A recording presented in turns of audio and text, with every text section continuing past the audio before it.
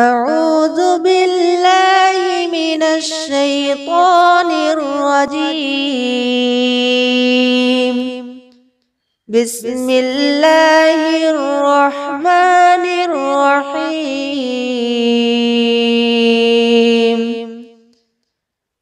ألم تر كيف فعل ربك بأصحاب الفيل؟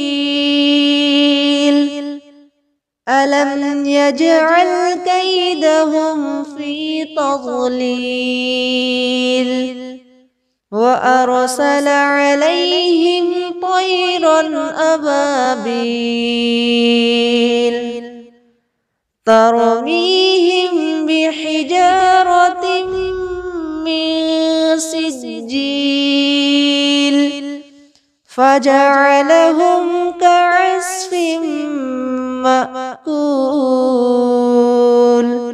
صدق الله العظيم.